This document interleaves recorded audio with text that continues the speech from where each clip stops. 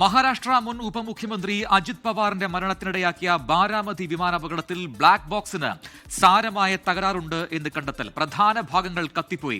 വിവരങ്ങൾ വീണ്ടെടുക്കാൻ black box വിദേശത്തേക്ക് അയച്ചേക്കും.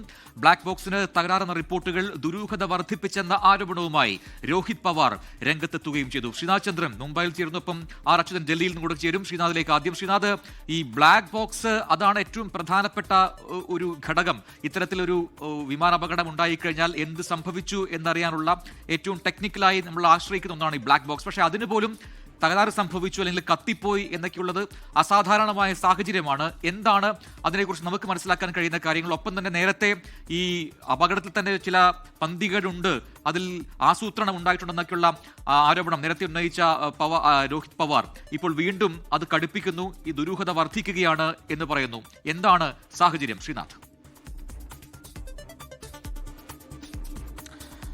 രോഹിത് പവാർ നേരത്തെ ഉന്നയിച്ച ആരോപണങ്ങൾ നമുക്ക് മുന്നിലുണ്ട്. അതിൽ അദ്ദേഹം അക്കമിട്ട ചില ചോദ്യങ്ങൾ ചോദിച്ചിരുന്നു. അതിനൊന്നും തന്നെ കൃത്യമായ ഉത്തരം ഇതുവരെ എവിടെയും നിന്നും ലഭിച്ചിട്ടില്ല. ഏതായാലും ബ്ലാക്ക് ബോക്സിൽ നിന്ന് കിട്ടുന്ന വിവരങ്ങൾ തന്നെയാണ് ഈ കേസിൽ ഏറ്റവും നിർണായകമായിട്ടുള്ളത്. എന്താണ് യഥാർത്ഥത്തിൽ അവസാന മിനിറ്റുകളിൽ വിമാനത്തിന് സംഭവിച്ചിട്ടുള്ളത് എന്നറിയേണ്ടത് ബ്ലാക്ക് ബോക്സിൽ നിന്ന് തന്നെയാണ്. അതിൽ ബ്ലാക്ക് ബോക്സിന് രണ്ട് ഭാഗങ്ങളാണ്. ഒന്ന് ഫ്ലൈറ്റ് ഡാറ്റ റെക്കോർഡറാണ്, ഒന്ന് വോയിസ് റെക്കോർഡറാണ്. ഈ കോക്പിറ്റിനകത്ത് നിന്ന സംസാരം എന്തൊക്കെയാണ് എന്ന കാര്യങ്ങളാണ് അറിയേണ്ടത്.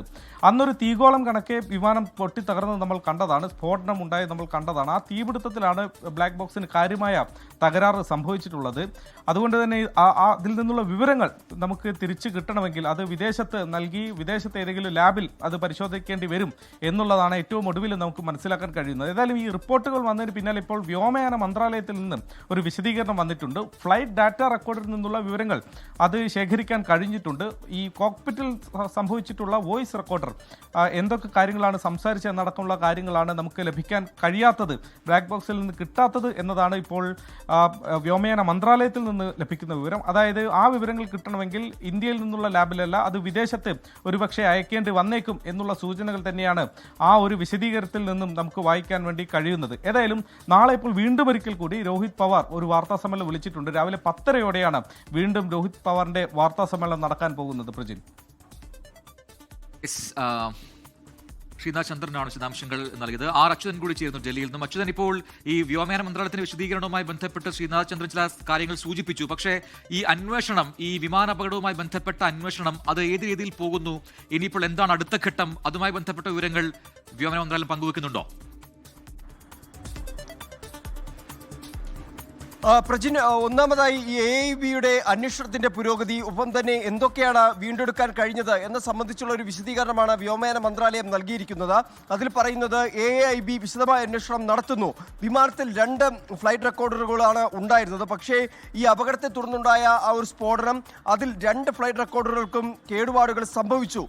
ഡിജിറ്റൽ ഫ്ലൈറ്റ് ഡാറ്റ റെക്കോർഡിൽ നിന്ന് വിവരങ്ങൾ വീണ്ടെടുക്കാൻ കഴിഞ്ഞു. അത് AIBയുടെ ലബോറട്ടറിയിൽ എത്തിച്ചാണ് അത്തരത്തിൽ വിവരങ്ങൾ വീണ്ടെടുക്കാൻ കഴിഞ്ഞതെന്നും വ്യോമയാന മന്ത്രാലയം വ്യക്തമാക്കുന്നു. കോക്പിറ്റ് വോയിസ് റെക്കോർഡിൽ കൂടുതൽ സാങ്കേതിക പരിശോധന നടത്തി വരുന്നു എന്നതുകൂടി ഇക്കാര്യത്തിൽ അറിയിക്കുന്നുണ്ട്. AIB സുതാര്യമായ അന്വേഷണത്തിന് പ്രതിജ്ഞാബദ്ധമാണ്. അന്വേഷണത്തിന്റെ ഉചിതമായ ഘട്ടത്തിൽ കൂടുതൽ വിവരങ്ങൾ പങ്കുവയ്ക്കും. ഒപ്പം തന്നെ ഊഹാപോഹങ്ങൾ പ്രചരിപ്പിക്കരുത് എന്നാണ് ഇപ്പോൾ വ്യോമയാന മന്ത്രാലയം വ്യക്തമാക്കിയിരിക്കുന്നത്. നിരവധി ആരോപണങ്ങളാണ് ഈ അജിത് പവാറിന്റെ മരണത്തിനിടയാക്കിയ വിമാന അപകടവുമായി ബന്ധപ്പെട്ട് ഉയർന്നത്.